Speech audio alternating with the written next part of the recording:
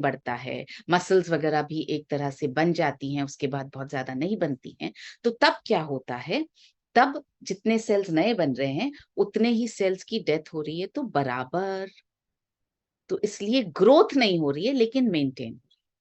पर हम जैसे जैसे वृद्धावस्था मतलब बड़ी उम्र की तरफ पहुंचते जाते हैं, तो प्राकृतिक तरीके से हमारे नए सेल्स थोड़े कम बनते हैं और पुराने सेल्स की डेथ ज्यादा होने लगती है। अब जब नए सेल्स की ग्रोथ भी साथ साथ ज्यादा होती रहे और वो डैमेज होते रहें, तो कैंसर होता है। सो बेसिकली कैंसर है बहुत सारे सेल्स की ग्रोथ।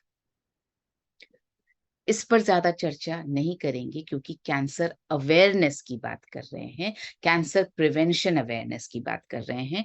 तो मैं बिल्कुल कैंसर के इलाज की बात नहीं कर रही हूँ। मैं यहाँ पर आपके साथ में सिर्फ प्रिवेंशन, बचना कैसे, उसकी बात करूंगी। बचने के लिए ऑफ कोर्स सिम्टम्स पता होने चाहिए। कैंसर के सिम्टम्स दूसरे सिम्टम्स से, लक्षणों से अलग नहीं हैं।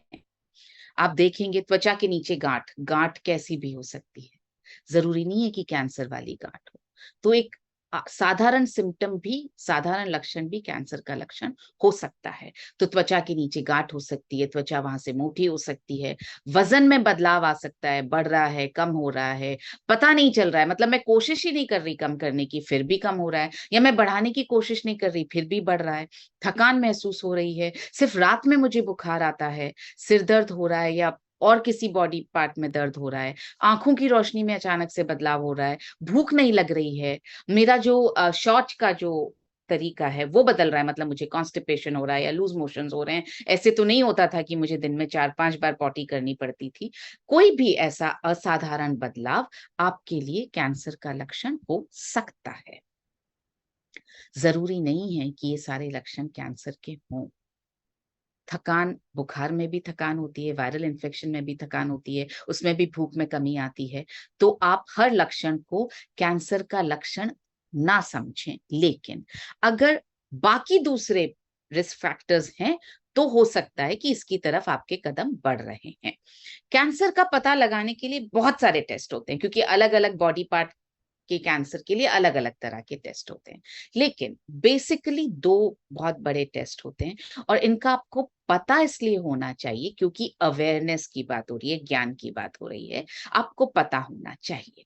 पहला टेस्ट जिसको बोलते हैं बायोप्सी। बायोप्सी में क्या करते हैं, जो एबनॉर्मल सेल्स हैं, जो अभी आपको निधि ने समझाया कि सेल्स एबनॉर्मल कैसे हो जाते हैं या एबनॉर्मल सेल्स क्या हैं, तो जो एबनॉर्मल सेल्स हैं उनके सैंपल को डॉक्टर या पैथोलॉजिस्ट माइक्रोस्कोप के नीचे देखता है और बताता है कि भाई ये नॉर्मल नहीं है, ये एबनॉर्मल सेल्स हैं।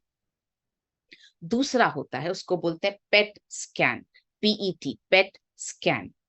पेट स्कैन में क्या होता है, आपकी बॉडी में रेडिएटिव शुगर, चीनी को सर्कुलेट किया जाता है और उसके बाद आपकी स्कैनिंग की जाती है। जिन जो जो सेल्स उसमें चमक जाते हैं, रेडिएटिव ग्लूकोज, रेडिएटिव शुगर को, रेडिएटिव शुगर मतलब जिसमें रेडिएशन, आपने देखा होगा ना, फ्लोरेसेंट लाइट, जो फ्लोरेसेंट स्टार्स, जो रात में अंधेरे में जिनको जो जगमगा जाते हैं, तो वो रेडिएटिव है। सो रेडिएटिव शुगर को पास किया जाता है और फिर देखा जाता है वो सेल्स जो शुगर लेकर के जिनमें चमक आ रही है, जो बढ़ रहे हैं, वो कैंसर के सेल्स होते हैं। ये प्रोसेस है। मैं चीनी, आप याद रखिए, चीनी से पता चलता है कि कैंसर कौन से सेल्स में है। इसका मतलब आपको आगे जो मैं बात करूंगी उससे आपको समझ में आएगा कि ये कितना इम्पोर्टेंट फैक्टर है। मैं आपसे गुजारिश करूंगी आप लोग बीच में हैंड रेज ना करें प्लीज, सेशन चल रहा है, समझें और नोट करें। जैसा निधि ने आपसे कहा, कैंसर सेल्स या एबनॉर्मल सेल्स हम सबके शरीर में हैं। अब किसको कैंसर है और किसको नहीं है, इसके बीच का अंतर सिर्फ एक है, वो है हमारी इम्यूनिटी। बस यही सबसे बड़ा अंतर है। हाँ, इम्यूनिटी को बनाए रखने के लिए काम बहुत सारे करने पड़ेंगे। तो पहले तो ये समझते हैं कि प्रॉब्लम हो कहाँ रही। तो जब तक इम्यूनिटी मजबूत मजबूत है, जब तक हमारी स्वस्थ कोशिकाएं सारी रोगग्रस्त कोशिकाओं को हरा रही है, ढिशुम ढिशुम, तब तक हम रहेंगे स्वस्थ। अब तो कैसे, क्या कंट्रोल करो, कैसे इम्यूनिटी को स्ट्रांग बना करके रखो? पहले ये तो पता चले कि इम्यूनिटी कम हो क्यों रही है, क्या कर रही हूं मैं ऐसा कि इम्यूनिटी कम हो रही है।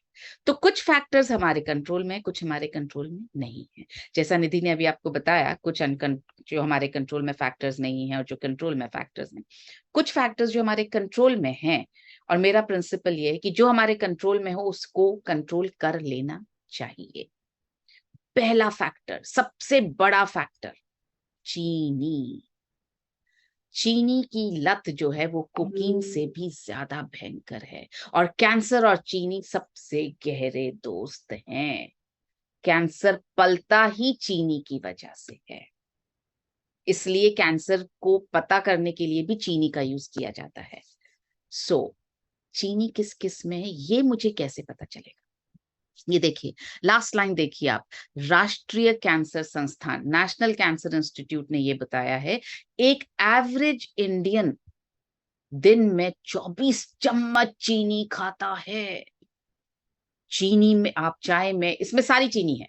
चाय की चीनी, जूस की चीनी, आपके मिठाई की चीनी, आपकी ब्रेड में चीनी, आपके मैदे में चीनी, पराठे में चीनी, चपाती में चीनी, सबकी चीनी मिला करके 24 चम्मच चीनी खाते हैं हम। और आपको बता दूं, आपके शरीर में सिर्फ और सिर्फ 1 चम्मच चीनी होनी चाहिए आपके पूरे खून में। सो अब आप बोलेंगे मैं तो चीनी खाता ही नहीं।